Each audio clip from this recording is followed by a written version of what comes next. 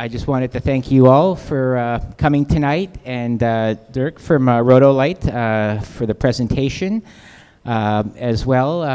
Rotolight provided the food this evening and so on, so we're grateful. So please enjoy the presentation and have fun. Thank you. Yeah, we have audio? Yes? Yes, finally. Well, welcome everybody. Thank you so much for coming. Don't worry, it's not going to be like a cheerful speech. Don't worry. I'm one who doesn't do PowerPoint presentations, so I'm sorry if you're here to see pictures or anything. I have to refer you to the internet. I like to explain what we do, who we are a little bit, and then just go from there. We have our wonderful model Chris here tonight, who's our radiant star. Just to start a little bit off with who I am, I'm Dirk.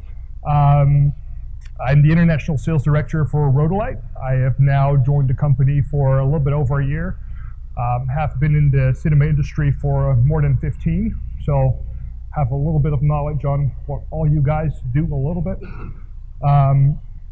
And now with Rotolight, I'm actually here to bring us a little bit more into that cinema space and into that broadcast space where before we did a little bit of broadcast with our Innova Pros and our EOS models, if you've ever seen them, our nice round lights. And now we actually entered into the 2x1 space. And as you all know, we've been a little bit late to the party, as we can say that. Especially in the 2x1, there's now so many other brands that do 2x1. So in that whole run up to this fixture, we wanted to be really sure that if we do this, then we need to just do this absolutely perfect. So that's what we tried. We'll leave it up to you to decide if that's actually what we've done. But just to start off a little bit with our fixture, and to start off a little bit with the cool part actually of it, I'll turn this around. So the nice part about this light is that we can now go from about a 216 diffusion all the way up to a heart light. So we can electronically control the diffusion of the light. So all the way up to all the way down. And if you say, well, 216, that's nice, but what else can it do? Well, that's pretty much it for now. We're also working on an option that we can actually get it to about a 250 diffusion, so even softer. If there's anybody out there who wants it even softer, we could also do that. And that's really actually a big innovative part of this light. So how do we do that, you ask? Because that's pretty much the most asked question that we get. It explains really simple, but it's actually not if you have to make it. So what it is, it's two acrylic plates with liquid crystals in between. And what we do, the natural state of those crystals is scattered, so actually diffused. And the more current we run through those crystals, the more we can align them. And the more we align them, the more transparent we can actually make it, up to 0% transparency. So in that perspective, that's how we create that. And then of course, with a little bit of molding about saying, okay, well, the optics above the diodes, and then of course the space between the diodes, and actually those plates also include. So you can actually diffuse the light and control that spread from a 52-degree beam angle all the way up to about 160-degree spread. So it's quite a large spread that you can do. And if we look a little bit at the diode, so we use a 5-channel RGB chip. The cool part about the 5-channel RGB chip is that we don't have to create another white out of RGB. So there's a tungsten white, there's a clear white, and then there's RGB. So in that perspective, we can create about 16.3 million colors. So in that case, we can also assure that if we use any kinds of filters, which we'll get to in a little bit, they're absolutely spot on color. Then the white balance range of this entire light ranges from 3,000 Kelvin all the way up to 10,000 Kelvin. So you have a nice wide spread of light, what you can do. So to show you a little bit what the diffusion does on Mr. Chris here. So if we look at it, and we dial this puppy down a little bit, get a little bit more spread. So it's about a stop and a half what it currently does. So from 0%, you can see it changing a little bit to a nice soft light, where it takes away a lot of the reflection on his forehead. it just becomes a little bit nice. Dial that down again. Then the other challenge that we had to overcome by diffusing LED light is color shift, because of course what happens when we dial in diffusion, it creates a color shift. So to be able to make sure that the color is still accurate over the entire range of diffusion is the way we do is that we build in a brain into the light. So the light is built out of two 1x1 panels, and each panel has a brain. So we tell the brain exactly, well, if we dial in 1% diffusion, you have to create or correct a certain amount of color to be able to still run at like a 10,000 Kelvin or a 5,000 Kelvin, or what kind of Kelvin you're actually running at. Then if we look at the display, right here, just going to run around a little bit. We can focus on there we go. So the user interface is also a big part of our light that we really wanted to do well. So we divided everything into pretty much 5 color groups. So the home button has all the presets, so CCT, RGB, HSI, XY, and all the filter settings. Then we have a system page, an effects page, with of course all the effects that you would expect in a light like this. Then we have a photography flash option to use it as a strobe, which you can pretty much do with all our lights. And then also the DMX options. So to start off a little bit on the home screen, as you can see here, we have the presets. So bank 1 to 10. So the cool thing about that is if I do anything with the filter switches all into color groups. So let's say I want to do something with red. So an LE 106. And I want to scroll through those reds. Do I find, let's say, there we go. Let's find a nice one. A Roscoe 4615, and then if we say, well, you know, it's nice, but it's not exactly where I want it, I can go back into my RGB settings and tweak it. So if I say, well, I want to have a little bit more white, I don't know if you can see that, yeah, or a little bit more red, I can just dial it in until I have it absolutely exactly where I want it to. And then with those presets, if I press that and just hold that, what it will say is, if you want to save the preset. So what I can do is put in a USB stick on the bottom of the light, create whatever I want, save to the USB stick, and then the next time I'm, for example, renting the light, put in my USB stick, and everything that I've created is back. So I don't have to do it all over again. And of course, we have our HSI mode, which is pretty much self-explanatory. So the hue, saturation, the intensity, and then everything will have the diffusion setting. So in every manual pad, I'll have the option to diffuse as well. Then in the XY, we have a nice setting where we can go into the system menu, where we have color, space, and camera light. So for example, if I say, well, I'm recording in Rec 2020 today, so I'm doing something in 4K HDR. Oh, stay here. There we go. And I can set it on Rec 2020, then go back into the home menu. And then what you see is that everything outside of that color space is blocked off. So if I'm recording in Rec 2020, I never go outside of the space that I'm recording in. And then I can also match that with any camera that I want. So if I say, well, today I'm recording on a Sony Venice, I can set that to a Sony Venice, and then I'm all measured up. So it matches to the center of the camera and also the color space that I'm recording in. Then within those colors that we just made, so let's say we want to do something with, let's say, a broken neon light today. So let's give it a little bit of a crank, go back to the filter page, in RGB, we say, okay, well, let's put in a little bit of blue. Then with that color, I can go into my effects, and then, for example, use that effect to create the lightning effect. Or if I want to do anything in fire, then you can do that. Police, and that's also the nice part. Everything is changeable from the speed to the duration to the color. So if I want to do anything in red or blue, or in just red or just blue, that's also possible. I can change the pulses, and I can also change the frequency. Now, if we look a little bit closer into the menus here, you see the little gray triangles. Now, the little gray triangles means that the knob has a double function. which means that if I press and turn it, I change the top level. If I release and turn it, I'm just going to change the red. The nice part about that is if it's cold, and it does snow sometimes here in Canada, I've been told, and people are wearing gloves and you still want to operate it, I can still operate it from the side, get it to where I want it to, and then still go ahead until what I want to do. So I can control the entire interface without touching the screen if I don't need to.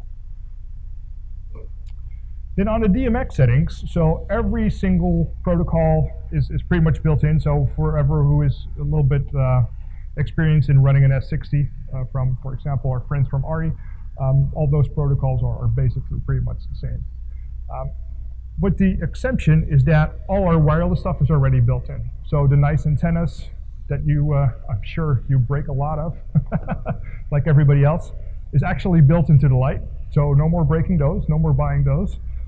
We have a Lumen radio chip built in. We have a Bluetooth chip built in, DMX. We have a Cat5 port for RJ45 or ArcNet. So all those controls are all built in. So you can operate it from an app called Lumiere, which I'm sure everybody already has heard of. And then later in the year, we're also coming out with our own control to manipulate the light on distance.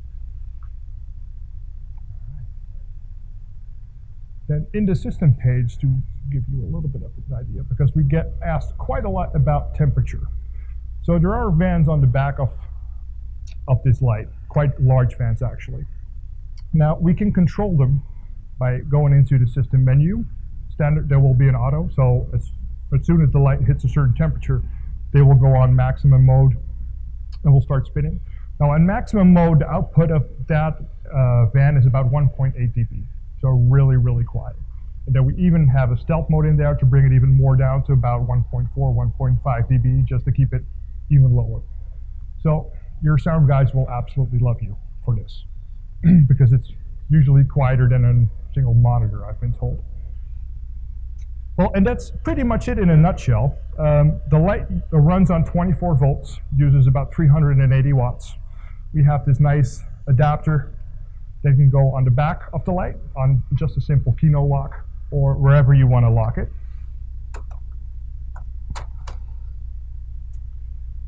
And that's it, really. Any questions out of the people here? It's an IP20, so not very weatherproof, but there are rain covers already for it. So if you want to do anything in the outside, it's coverable for rain. Up to about -40. So we can go pretty cold. And then if you're using, for example, some heat packs in that rain cover, you can get pretty cold. Yeah. Sir. Yes. Yes. We do have a battery block for it, which uses about 4 V-mount batteries. And with those 4 V-mount batteries, we do recommend a higher capacity, so about a 250 watt hour battery, for example. But then you can run the light on about 80% output. So quite high actually on battery.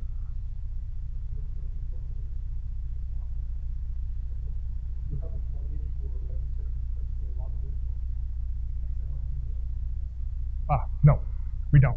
We use the SpeedCon adapter and not the 4-pin protocol.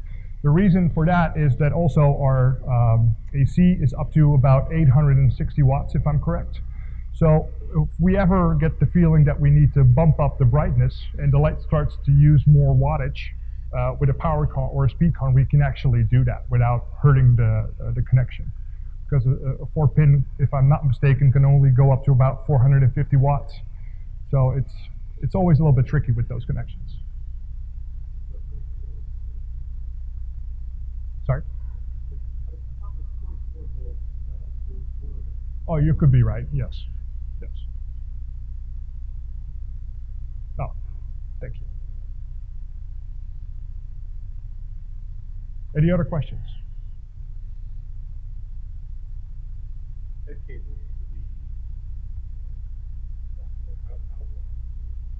How? Yeah, exactly. So we have certain lengths of cable. So for example, if you say, well, I want the adapter on the back, we can make them really short, so you don't have to roll them around or just to hide them. Or we can make them really long if you're using them on trusses. It's really whatever you want, we can make it for you.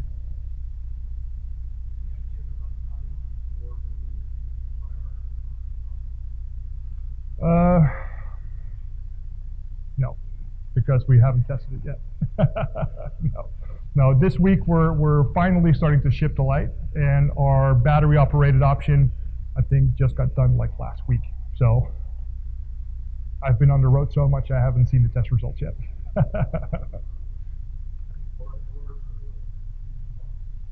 Yes, so we have DOP choice making a snap grid or snap back, sorry, and then also a snap grid.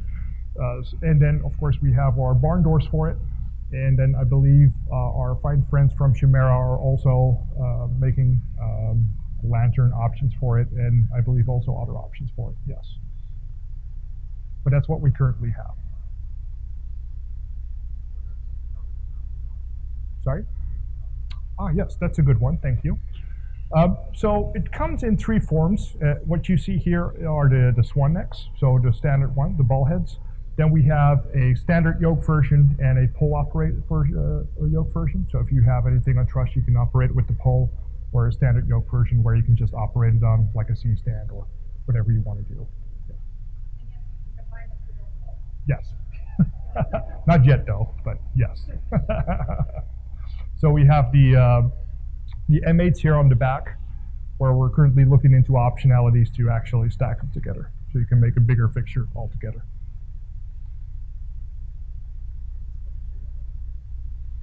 So the handles are full aluminum. Then the plastic is actually a special special kind of plastic. So what they do is, when they pour the plastic, they inject it with a sort of polyfoam.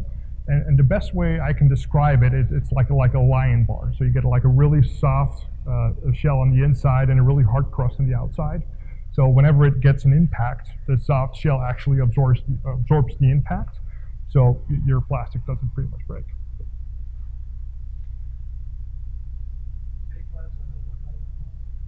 April. It's actually already in production.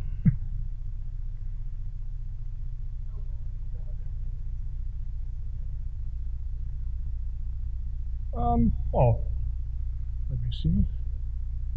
If we, just dial that down a little bit.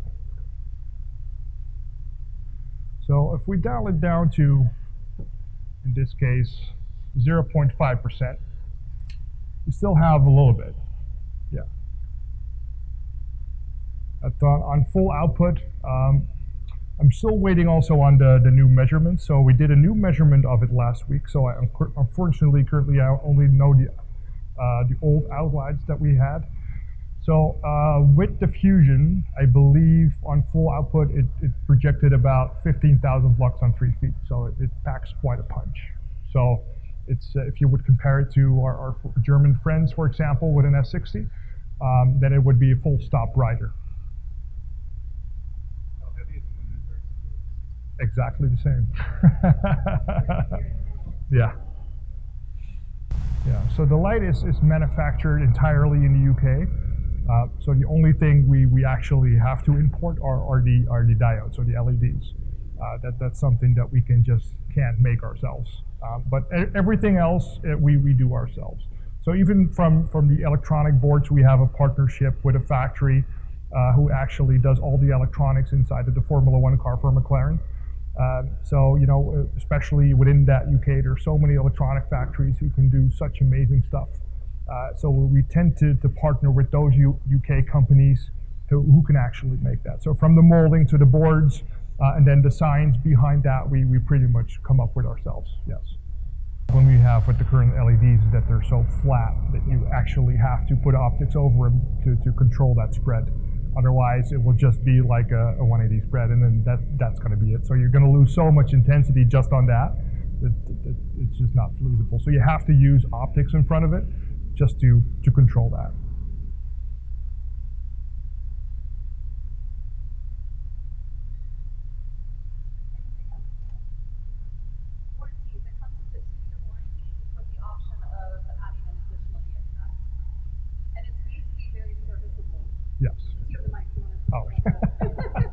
Somebody's cell phone's going off, I believe. So with making this light, we coming from like the camera background, especially working in rental companies, and I've seen footprints, as I was telling to some friends, we've seen footprints on the most idiotic places. And we also know that stuff breaks, of course, and unfortunately sometimes. So, we know that. so what we tried to do also is make the light very serviceable. So for example, if you have a rental company, what you can do is somebody breaks the entire back end of the touchscreen, is undo this and replace it for $150 yourself. It's really easy to service. So even also the front plate of the light is replaceable for around $100 if somebody completely trashes it.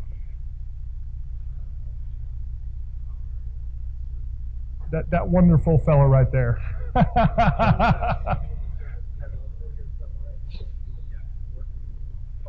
Yeah. Yeah. HD Sources is our service partner here in Toronto. Yeah.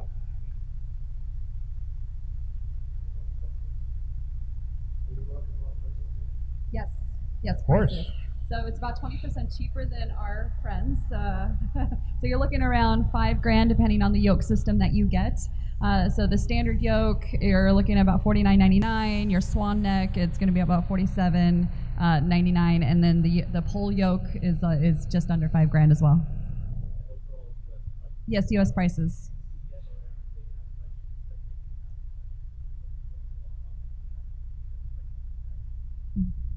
And it comes with or it doesn't come with. You have options of soft case, your flight case. We have a 6-piece cart that you can actually fit your accessories in there as well. Let's see what else. We said DOP choice. We've got your all the different cable options. Barn doors. Bags. Mm-hmm. Yeah, and then hopefully more down the road. But for now, we've got a nice start, and we even have a rental kit. So. Right, it's out the door and you're ready to go. And I saw another hand go up. I think somebody was just scratching. So you guys are working on docking a bunch of them together and eventually making a 360 out of. I like the your GoPro. style. Is that the idea? So you end up being able to. Pretty much. Mhm. So then would they all be able to communicate to that as one light? Or Yes. Yeah, so that would be, you can communicate to up to an infinite amount of lights. That's not the problem. The point is of actually doing so is that you're as flexible as you can be with just one light. So even if you're a skeleton crew and you're operating the camera and the light, you can just do all of that with one person. Yeah. So even if you had like zero knowledge of light, you can still operate this. At least I can, so I'm pretty sure everybody else can. Did we mention the Harry protocol? No, not yet. But As we know, we all have different lights and stuff like that, and we don't want to, mess up your system of what you have. So let's say you do have a bunch of those sky panels and you want to start integrating this. Well, we can set this to the Harry protocol, and then it'll run with your sky panels. And same with light panel. It's got the lamp protocol. It'll run with your light panels. To go in and start a whole new system, nobody really wants that. We want to be able to integrate and make your guys' life easier with a newer technology. Plus, we just also say that the guys from our friends from Light Panels and RE just make really damn good lights. Yeah. So if you say, well, listen, we want to be flexible, but you also want to be doing your own stuff on set. So if I want to use some Geminis or S60s or some Titans, whatever, you're flexible enough to do so.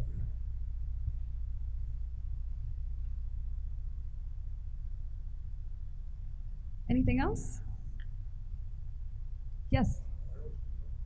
Yes, wireless code. It's got the latest Lumen radio, which means you got your wireless, your Bluetooth, you can do your wireless DMX, you can run off your Luminaire, your boards, whatever you already have, this will work with that.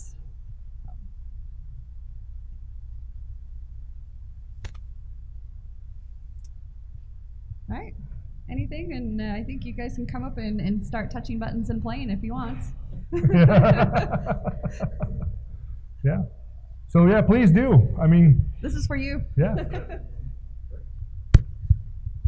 We have an FS7 set up here with a Fuji 18 to 55 for you to play with, and also in the camera bay, we have the new FX9 set up with a stock lens with an additional Titan there as well for anybody who wants to play around with it as well.